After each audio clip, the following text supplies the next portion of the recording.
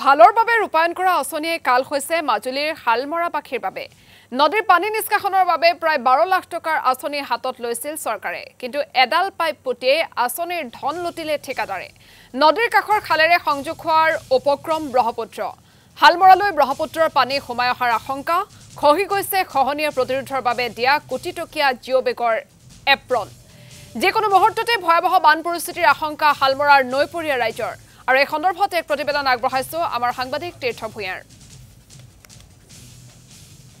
হয় হালমৰা 1 নং শৈলজপাৰ 2 নং শৈলজপাৰৰ মাজৰ অংশত আছো মই এতিয়া ইয়াত জিঅ' বেগৰ এপ্ৰন দিছিলে মই দেখুৱাইছো ইয়াত জিঅ' বেগৰ এপ্ৰন দিছিল আৰু জিঅ' বেগৰ এপ্ৰনৰ কাষতে যিখন নৈ আছে সেই নৈখনৰ পানী নিষ্কাশনৰ বাবে ইয়াত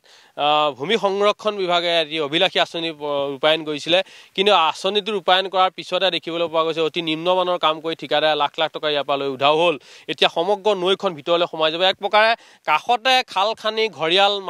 মাতিলে আসলে বিভাগটোৱে এতিয়া দেখুৱাইছো এনে ধৰণে এই জিঅ' বেগৰ এপ্ৰনটো ইতিমধ্যে খহি গৈছে আৰু কাষৰ যিটো পথেদি গাঁৱৰ ৰাইজে অহা যোৱা কৰে সেই পথটো ইতিমধ্যে খহি গৈছে সমান্তৰালভাৱে ক'ব লাগিব ইয়াৰ কাষতে যিটো পুখুৰী খানিলে সেই পুখুৰীটো আসলে খানি ঘৰিয়াল মাতিলে এই পুখুৰীটোৰ পৰা নৈখনৰ সংযুক্ত হৈ গৈছে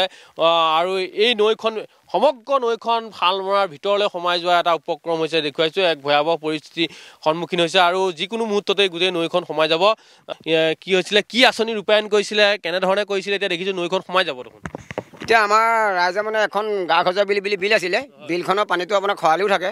তাত বিলৰ আমাৰ হালমৰা মানুহৰ থাকিবলৈ জেগা নাই কাৰণে বিলতে ঘৰ বনাইছিলে বিলৰ পাৰত সেইকাৰণে খানিবৰ কাৰণে এইটো আমাৰ ঠিকাদাৰ লগাইছিলে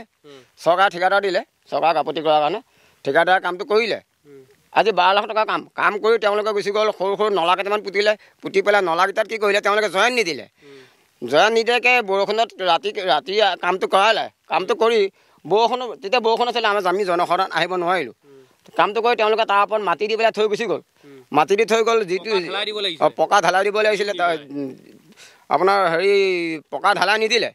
নিদি পেলাই কি কৰিলে যিবোৰ ৰিং দিছিলে ৰিংবিলাক আপোনাৰ মানে জইন নিদিলে এনেকৈ ফাঁককৈ থৈ দিলে সেই ফাঁকত এতিয়া 2 হাত 3 হাত ফাঁক হৈ পেলাই এটা পুখুৰী ডাঙৰ এটা পুখুৰী হৈছে প্ৰায় 7টামান পুখুৰী হৈছে এই পুখুৰী পানী সোমাই